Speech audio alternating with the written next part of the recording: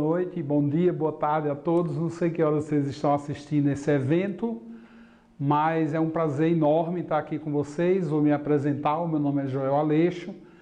Eu sou um alquimista brasileiro. Atualmente eu moro em São Paulo, no Brasil. Estou muito feliz aqui com o convite do Franco Rossi de participar desse encontro, não é? Um encontro que vai falar de assuntos que são assuntos que têm relação com autoconhecimento, com espiritualidade, assuntos que envolvem a alma humana, que envolve o espírito humano. E isso é muito legal. A iniciativa do Franco Rossi é uma iniciativa brilhante, porque ela vai levar para muitos países uma mensagem muito diferente, né, dessa mensagem que a gente tem hoje na mídia, e uma mensagem muito mais profunda, muito mais do que uma mensagem, é um princípio de um ensinamento que nos serve para a evolução pessoal. Então, eu fui convidado para falar de uma experiência, né, que é muito a minha experiência pessoal. E mais particularmente, falar da experiência do tarô. Então, o objetivo, né, o meu objetivo, eu acho que o objetivo que esse congresso tem, esse encontro tem em relação a mim, é eu falar também um pouco da minha experiência com o tarô. Um tarô muito particular, ele tem como base o tarô de Marselha, né, mas algumas coisas foram mudadas, segundo o meu ponto de vista, e eu tenho uma história para contar, uma experiência para contar, porque é uma experiência que realmente ela foi muito interessante dentro do meu contexto, dentro da minha vida aqui no Brasil, dentro da minha experiência alquímica. Como eu falei para vocês na apresentação, né, que eu fiz a meu respeito, eu sou um alquimista, eu tenho um laboratório farmacêutico, que eu produzo alquimias, né, que as pessoas bebem, né, tem um objetivo de aprofundar mesmo, de despertar o ser na sua essência, na sua consciência. Esse é o objetivo dos meus florais, dos meus remédios, das minhas alquimias, das minhas panaceias. E eu, durante um tempo da minha vida, eu atendi, e dentro desse atendimento eu descobri uma ferramenta maravilhosa, que era o tarô. Então, durante muito tempo, eu usei o tarô de Marselha. Eu achei que foi um momento na minha vida muito particular, muito especial. Essa história eu conto num livro meu, e que eu lancei, um tarô também, que eu lancei junto com um artista plástico, Davi de Melo Santos, que viveu aí, inclusive, na Itália. Ele morou aí próximo ao Franco, na terra, né, na Itália. Então, na minha vida como alquimista, temos assim, dentro de um laboratório de alquimista, a gente praticamente tem estamos envolvidos com duas coisas, né? Que é o labor e a oração, o laboratório, o labor e a oração, né?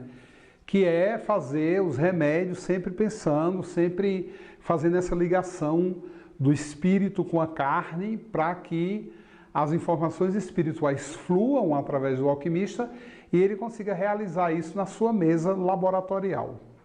Dentro dessa experiência, durante um tempo, eu comecei as minhas primeiras alquimias, minhas primeiras panaceias, e parti para o campo, né, para fazer uso daquilo, né, ver se realmente aquilo funcionava, né, depois de pesquisa, depois de leituras, depois de viver uma grande experiência na minha vida pessoal, na minha vida particular, que fez com que eu mudasse radicalmente o meu caminho, né, onde eu era uma pessoa muito cética, uma pessoa muito fechada, uma pessoa de uma visão muito limitada, e aí eu passei a me dedicar a uma vida espiritual e à alquimia, a esse estudo.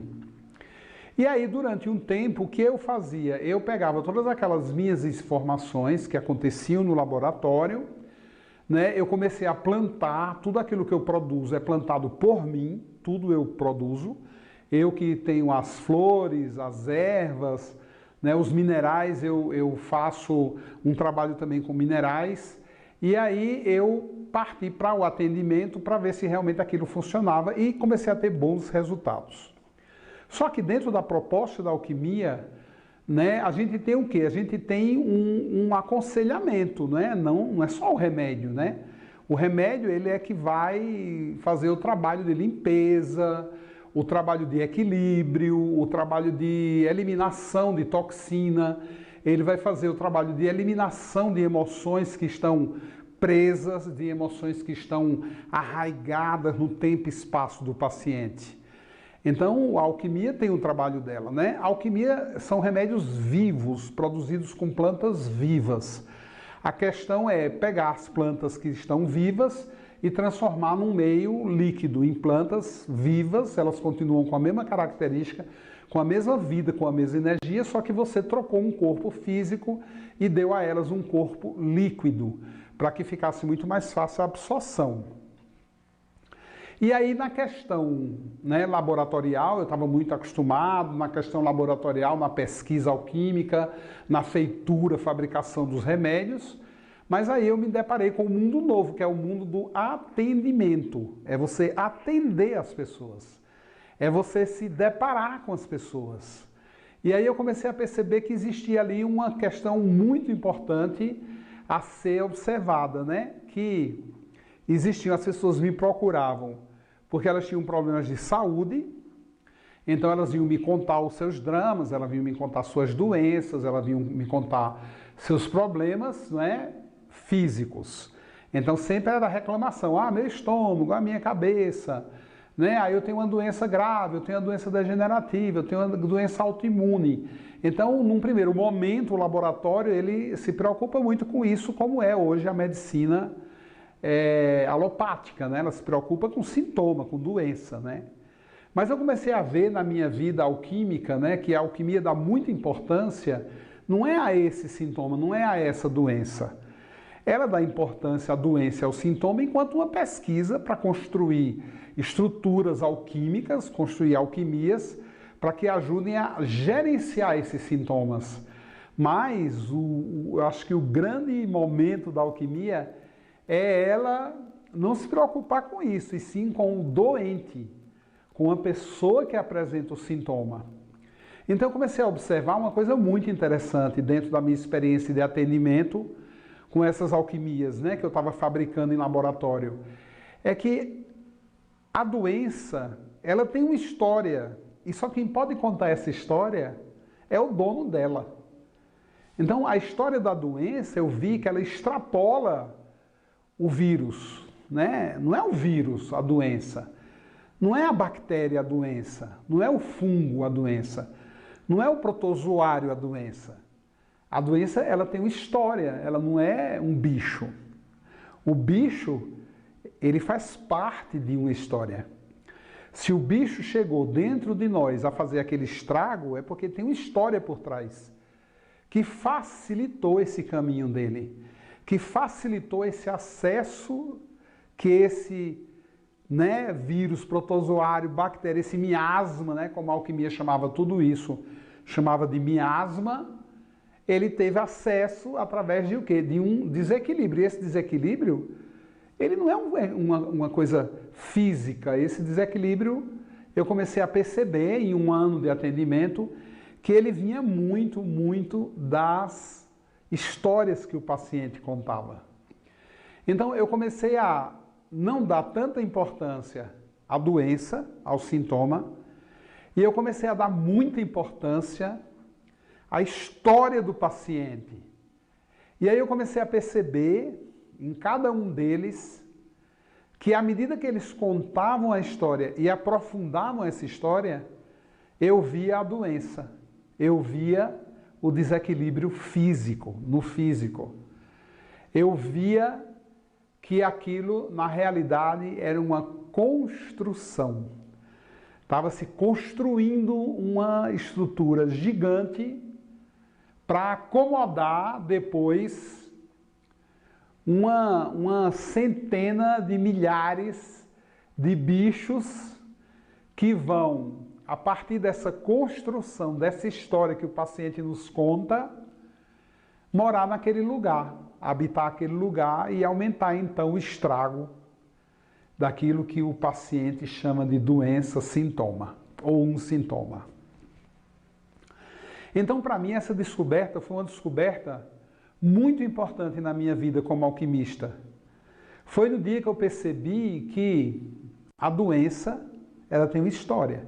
E quem conta essa história é o paciente.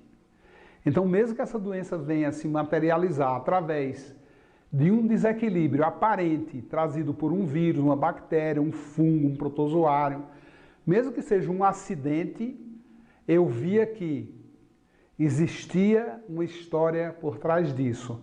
E aí eu comecei a me interessar muito mais pela história do que pela doença. É claro que eu, como um alquimista, né, aquele que faz no seu laboratório de alquimia, trabalha com fórmulas, que trabalha com sons, inclusive eu trabalho com frequências, né? Essas frequências, inclusive de alguns remédios que eu produzo, são as frequências que eu trago dos equipamentos que o Frank Rossi criou, né, para o trabalho dele e alguns especialmente para mim. Inclusive eu sou muito grato, muito amigo do Franco, e a Alquimia agradece muito a ele por essa colaboração que ele dá ao laboratório do alquimista, ele também como um alquimista que entende muito de frequência de som, e isso nos somou muito o nosso trabalho. Então, eu comecei a vislumbrar um mundo novo que era o mundo das histórias. Então, hoje, por exemplo, todo paciente que chega, eu fico muito ansioso para que ele me conte a história, não a doença, porque a doença é igual, mas as histórias são diferentes. Então, quando chega um diabético, eu sei qual é a história que ele vai contar. Quando chega um hipertenso, eu sei a história do hipertenso. Quando chega uma pessoa que tem úlcera, gastrite, problemas, né, graves digestivos, eu sei a história que ele vai contar. Essa história eu já conheço, mas eu não conheço o paciente. Eu não conheço a história do paciente. Eu não conheço a pessoa, eu não conheço aquela alma, eu não conheço aquela experiência. Então, a partir daí, eu comecei a investigar e a dar, vamos dizer, uma força, né, ao paciente no primeiro momento, para que ele me contasse muito mais a trajetória da vida dele, contasse as histórias do cotidiano dele, e depois eu fui percebendo que alguns sintomas eram histórias mais antigas. Então isso me encantou muito, isso me deixou muito feliz, porque eu fui ficando, inclusive, aperfeiçoando muito mais os nossos medicamentos, as nossas alquimias, baseados na história que cada um contava. E aí essas histórias ficaram fazendo parte do atendimento. E aí, depois de um tempo, né, a gente vai caminhando dentro do nosso laboratório, a gente começa a perceber que muitas histórias, elas não são reveladas. Então, quando você tem histórias que revelam a doença, é fácil você tratar. Agora, quando você tem histórias que não revelam as doenças, aí fica muito mais difícil de você conseguir integrar aquilo que você vê no corpo do paciente com aquilo que você vê na alma do paciente. E eu fui percebendo na minha caminhada de alquimista e de uma pessoa que estava atendendo e tendo experiências com o atendimento, que as pessoas elas sonegam mesmo informação, que as pessoas elas mentem a respeito delas. E existe um processo muito interessante no caminho terapêutico que é a negação. As pessoas negam, elas negam a experiência. Então elas escondem a sujeira embaixo do tapete, literalmente. E aí ficava difícil quando eu me deparava com um paciente que tinha histórias não reveladas, entender o que era que aquele paciente vivia no nível da somatização, no nível da doença. Então é aí que entra uma parte muito interessante da minha caminhada de alquimista. É que aí eu encontrei uma amiga, que ela estava vindo aí da Europa, e ela trouxe um tarô. E esse tarô era o tarô de Marselha, aquele jogo, aquelas cartas, uma coisa assim muito forte, para mim, num primeiro momento, mas eu também, num primeiro momento, eu não conseguia entender o que aquilo, né, se aquilo fazia realmente sentido na minha vida e na minha trajetória de alquimista. Né? Eu ficava pensando assim, não, por que um tarô vai fazer sentido? Né? Eu sou um alquimista, eu tenho um laboratório, eu converso com pessoas. Então, acho que um tarô, ele não vai me acrescentar ou me ajudar. Mas assim, ao mesmo tempo que eu pensava assim, aquilo me atraía, aquilo exercia um fascínio. E eu nunca tinha pego num tarô, eu nunca tinha tido aquela experiência. Eu conhecia, né, porque como eu já vivia nesse mundo dos alquimistas, né, da metafísica, do autoconhecimento, né, na minha época aquilo estava assim explodindo, né, no nosso ambiente mais esotérico, espiritualista. Eu tinha ouvido falar, das cartomantes, né? Eu tinha ouvido falar, eu tinha muita informação a esse respeito, mas não tinha contato. Eu tinha informação, mas eu não tinha experiência. E ali estava, de repente, um tarô na minha mão. E aí aconteceu, tarô de Marselha na mão de um alquimista. E aí eu fiquei muito encantado com essa experiência, apesar de não ter experiência nenhuma com isso, né? E aí essa minha amiga, eu fiquei insistindo para que ela me desse o tarô, ela falou que de jeito nenhum que ela me daria. E até porque eu também não conhecia, eu precisava me, né, inteirar daquele assunto, conhecer, estudar o assunto. E aí eu peguei o tarô da mão dela e falei para ela: e se eu jogar o tarô para você? O que é que você, se você gostar, você me dá esse tarô para mim? Ou você deixa ele um tempo comigo para eu estudar? Eu gostaria muito de conhecer isso. E ela falou: tá bom, eu aceito o desafio. Mas, Joel, você não sabe jogar isso. Eu digo: eu não sei, mas eu vou tentar. Né? Assim, pelo pouco que eu conheço, vi falar, as pessoas embaralham, e aí eu comecei a embaralhar aquelas cartas, e eu falei para ela: vou jogar. E aí estávamos lá na minha clínica, na época, o lugar que eu atendia, e aí eu joguei o tarô de Marselha para ela. Eu comecei a tirar as cartas. E quando eu olhava para aquelas cartas, vinha muita coisa na minha cabeça. E aí eu ia falando para ela tudo que vinha na minha cabeça. E tinha assuntos da vida dessa moça que eu não fazia nem ideia, né? Ela era uma cliente minha que ia me procurar por eu ser alquimista, tinha alguns problemas. Eu conhecia alguma coisa da vida dela, mas eu não conhecia tudo da vida dela. E foi uma coisa muito incrível, porque ela foi ficando muito impressionada. E eu fui ficando mais ainda, porque era eu que estava lendo o tarô.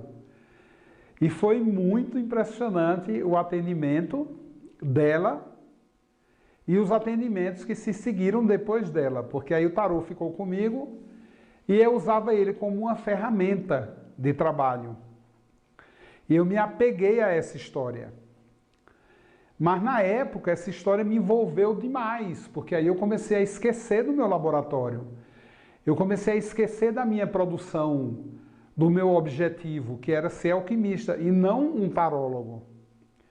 E durante um tempo eu fiquei nesse caminho do meio, eu não sabia o que fazer. Eu estava indeciso, porque o tarô ele consumia muito o meu dia. Eu fui ficando conhecido na época, e assim era de manhã, à tarde, à noite, as pessoas me procurando, querendo que eu jogasse tarô para elas. Isso foi uma experiência que num primeiro momento foi agradável, mas num segundo momento ele começou a ficar pesado, a ficar desagradável, porque eu acho que ele me envolveu demais, eu me envolvi muito com ele, e como eu era inexperiente, eu não soube lidar com essa energia. E aí, nesse caminho, né, que durou um ano, 2 anos quase, na realidade, eu comecei a perceber uma coisa muito interessante. É que o tarô, ele revelava o que as pessoas escondiam. Então aí eu entendi, né, porque existe uma frase muito famosa, né, no meio dos tarólogos, que é uma frase que diz assim: as cartas não mentem jamais.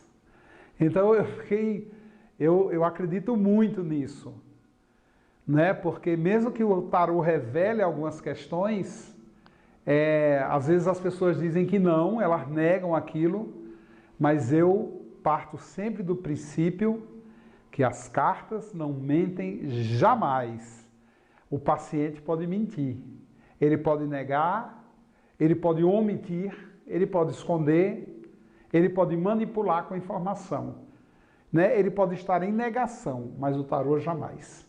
O tarô eu descobri como uma grande ferramenta de nos ajudar quando você está diante de um paciente que tem travas, que tem segredos, que tem mistérios, que se relacionam com as suas perturbações físicas, emocionais, e que ele não entende, que ele está confuso, o tarô é uma excelente ferramenta para revelar essas questões. E assim eu, como um alquimista, né, como um consultor, eu posso ajudar a uma orientação, né? Posso ajudar com minhas alquimias para que o paciente recupere através de um processo de consciência, que o tarô foi um caminho para chegar nele, nos ajudar a ela se autocurar. Então o tarô ele é muito mais do que um objeto de adivinhação. Eu creio que ele é muito mais um objeto divinatório, divino, não adivinhatório. Ele é um instrumento divinatório.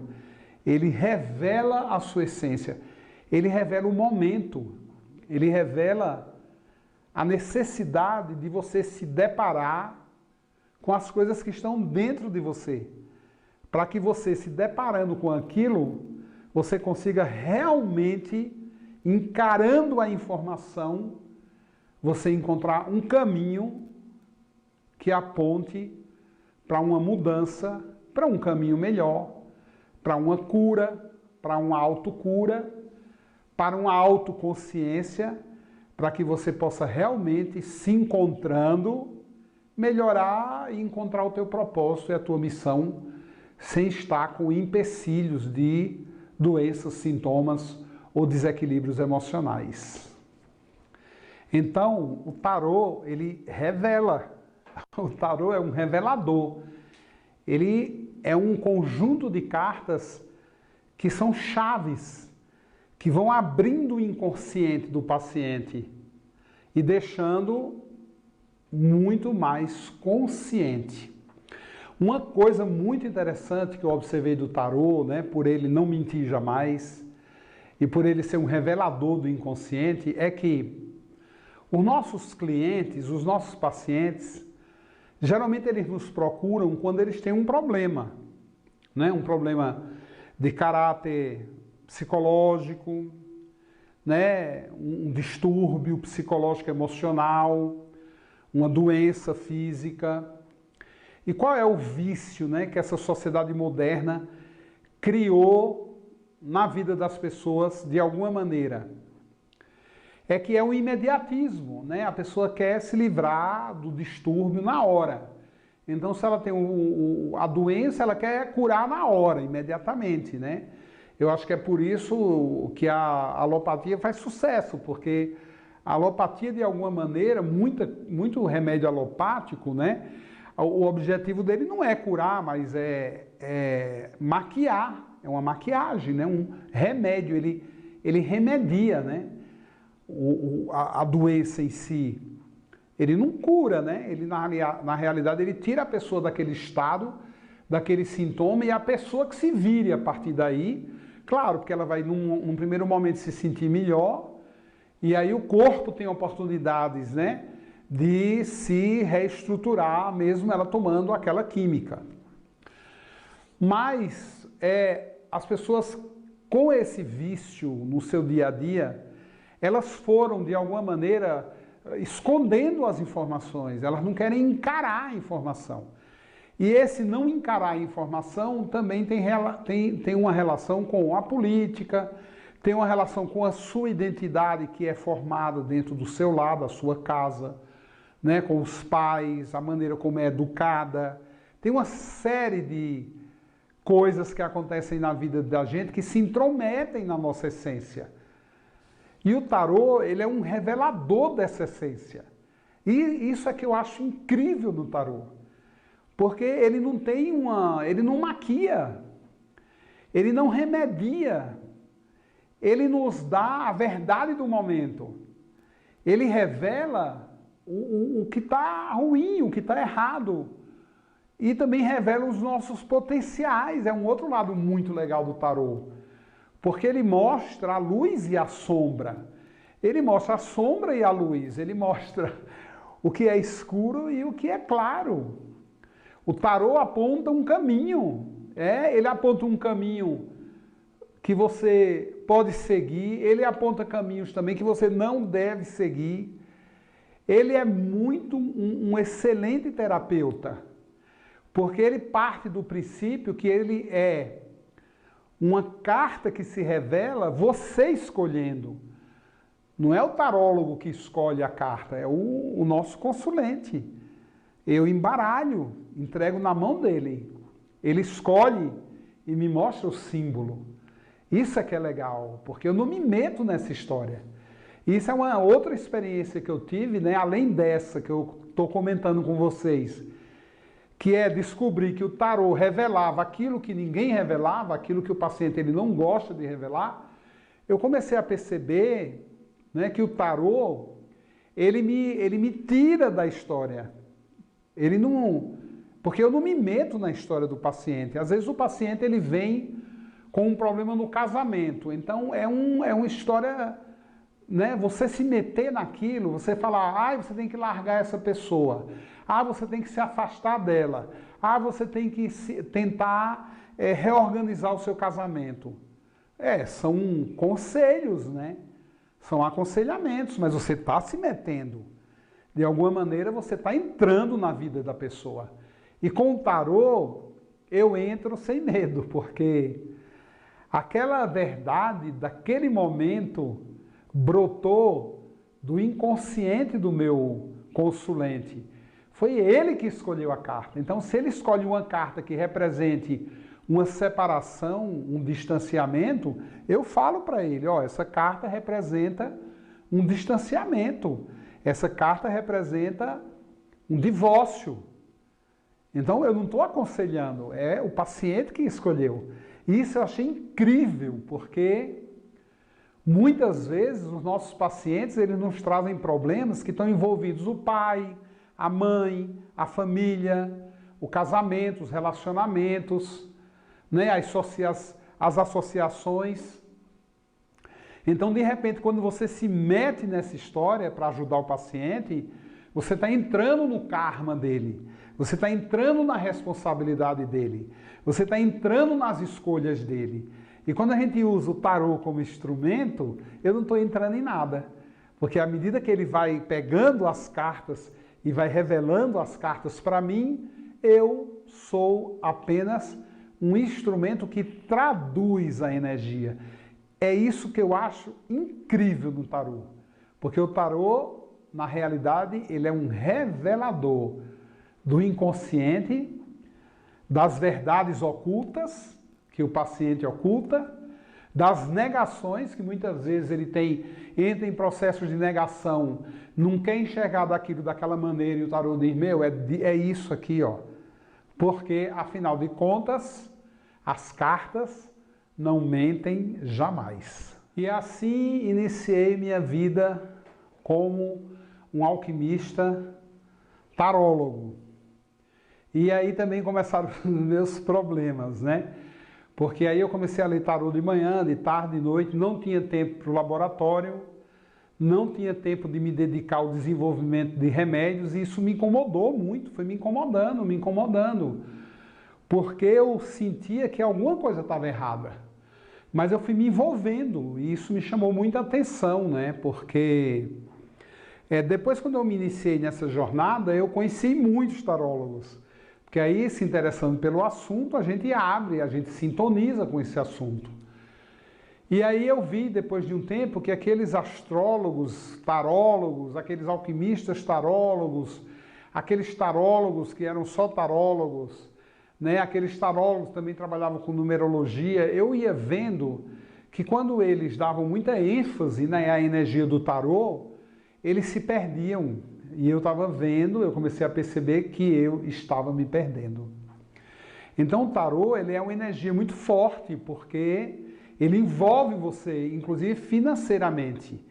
Porque fica fácil, né? Você abre lá teu consultório, muita gente, todo mundo pagando. A gente atrai muita gente também que tem muita condição financeira, né? Que querem resolver seus problemas e querem ficar falando só de futuro, que era uma coisa que me incomodava muito. Era quando as pessoas iam para saber de namorado, de amantes, de coisas pequenas, se ia vender a casa, se ia vender o terreno, se ia arrumar emprego. E aí eu fui me decepcionando, né? Porque esse não era o trabalho que eu queria fazer. E eu parei. Peguei lá o meu tarô, guardei e resolvi não mais jogar. Coloquei numa caixa de madeira e eu enterrei. Eu morava numa chácara, um sítio, uma fazenda pequena. E aí eu escolhi lá um lugar, cavei um buraco, enterrei meu tarô e esqueci completamente dele.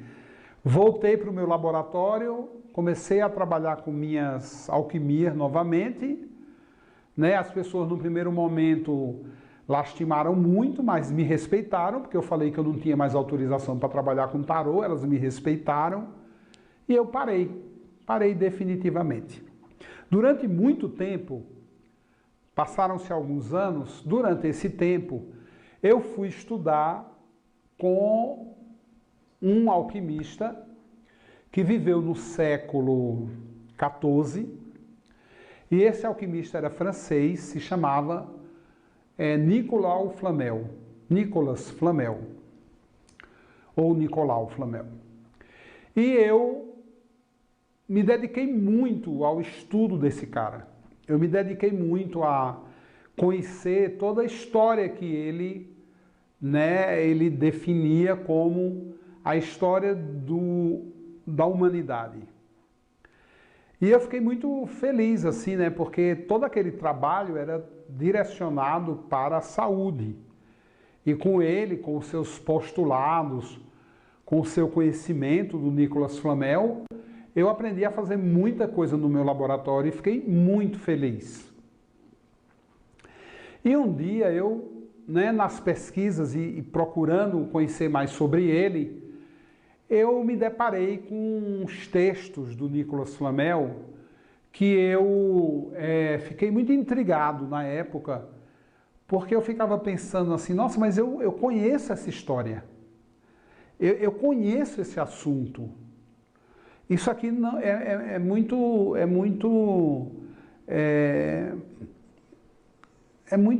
para mim é uma coisa que eu já vi em algum lugar.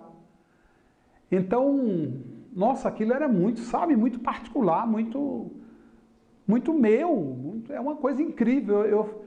Com aqueles textos ali, eu fiquei muito impressionado, porque eu conhecia, elas eram familiares aquelas histórias para mim.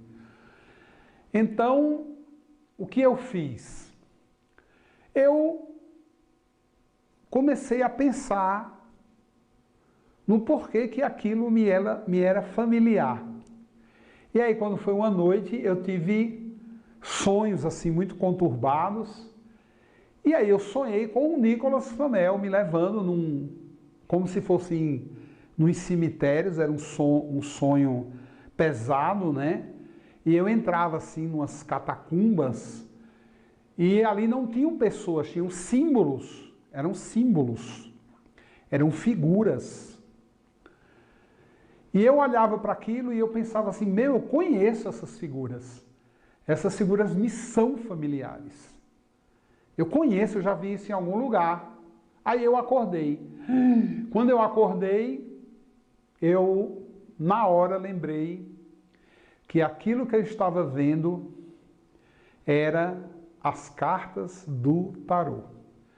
E aí, eu acordei e, claro, naquele momento, eu fiquei muito mexido e eu pensei, Nicolas Flamel deve ter alguma coisa a ver com o tarô. Tem que ter alguma história. E aí eu fui procurar um pouco a mitologia do Nicolas Flamel, as histórias que tem com esse cara. Que são as histórias que, assim, são mitos, né? É uma mitologia. E contam, a lenda conta, né, que Nicolas Flamel, uma vez, ele se tornou alquimista porque ele resolveu um dia sair lá do seu escritório, que ele era um tabelião em Paris, e fazer o caminho de Santiago. E quando ele foi fazer o caminho de Santiago, ele encontrou um monge judeu de nome Abrão, e esse monge entregou 22 lâminas de ouro, e essas lâminas de ouro foi aquelas lâminas que o Nicolas Flamel iniciou o seu trabalho alquímico. Essas lâminas estão perdidas. Isso é uma lenda que também se conta de outra maneira. Que ele estava no seu escritório e aí chegou esse monge trazendo esse livro que era composto por 22 lâminas e naquelas 22 estavam revelados os segredos da alquimia. Então, na hora, né, eu falei, só pode ser as 22 cartas do tarô. Eu não conhecia essa história do Nicolas Flamel. Só pode ser a história. A partir daí, eu comecei a estudar muito mais ele, e na história dele, e naquelas passadas que eu comentei com vocês há pouco, dos seus postulados e da história que ele conta do ser, sobre a face da Terra, eu vi que nessa história estavam as cartas do tarô de Marselha. Então, eu como alquimista, como estudioso da alquimia, o que eu fiz? Eu peguei o tarô de Marselha, eu coloquei sobre uma mesa, eu coloquei todos os postulados de Nicolas Flamel sobre a mesa e comecei a comparar cada postulado de Nicolas Flamel com as cartas. Num primeiro momento me deu um conflito, porque algumas cartas, em vez do número C9 era 10, e o número C10 era 9, em algumas cartas o número 7 era o 6, o número 6 era o 7, e existiam algumas cartas que remetiam para operações alquímicas de laboratório. Então eu construí o tarô alquímico, que é um tarô baseado, tem a sua base inteira. É na história desse grande alquimista chamado Nicolas Flamel. E esse tarô ele tem 22 cartas e ele conta a história do ser humano sobre a face da Terra, que vem desde o espírito que se prepara para vir à Terra, vir a encarnar, o começo dele, o princípio de tudo, que é esta carta que representa o espírito, que eu chamei de Phlogiston, porque era assim que Nicolas Flamel chamava o espírito. Phlogiston, o fogo da alquimia, que é a carta número 0, que seria o louco no tarô de Marselha, né? Que pode ser um louco, um espírito que está perdido, ou aquele que se achou. E depois as cartas seguem o caminho do tarô de Marselha, e eu coloquei a carta do alquimista como se fosse a carta do mago. Esse trabalho ele é jogado sob um oráculo. E esse oráculo, ele é um oráculo que representa a queda do espírito, ele representa a queda do espírito, desde o espírito, né, que encarna como o alquimista, o mago, os seus poderes, os poderes que esse espírito carrega e a sua trajetória sobre a face da Terra. Então, neste trabalho do tarô alquímico, eu considero uma caminhada que eu uso também como base todo o conhecimento astrológico do Nicolas Flamel. E assim, para cada pergunta, uma carta, uma área do oráculo é explorada e assim a gente vai desvendando os mistérios do inconsciente e ajudando a pessoa a encontrar o seu propósito, ajudando uma pessoa a encontrar a sua essência. Afinal de contas, o que você veio fazer aqui é só você que sabe. Ninguém está apto a revelar isso. Então, um caminho muito bom para a gente chegar próximo a essa revelação é usar essas 22 lâminas sagradas, que é o tarô, que a própria pessoa se utiliza como um oráculo, onde ela vai sendo perguntada a respeito da sua espiritualidade, do seu futuro, dos seus relacionamentos, do seu conhecimento, do seu lado financeiro, da sua família, todos aqueles quesitos que fazem a nossa vida e a passagem da nossa vida, a nossa passagem por essa vida terrena, enquanto seres encarnados. O tarô nos ajuda a nos encontrar, nos ajuda a nos entender o que é que nós estamos vivendo no tempo e espaço.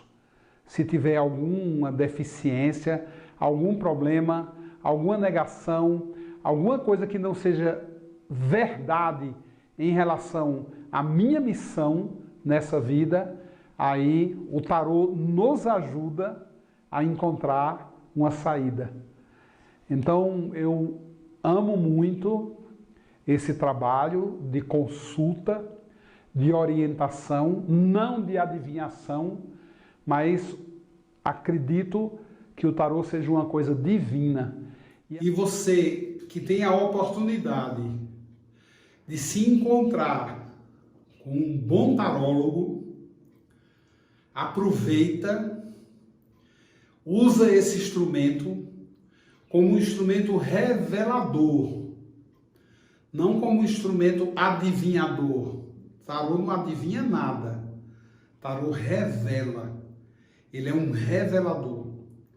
Ele revela a consistência do espírito. Ele revela os conteúdos do espírito. Ele revela a missão do espírito. Tarô, ele é um espelho da alma. Você está olhando para você. Você está literalmente com as cartas, com o caminho do alquimista, com o caminho do mago.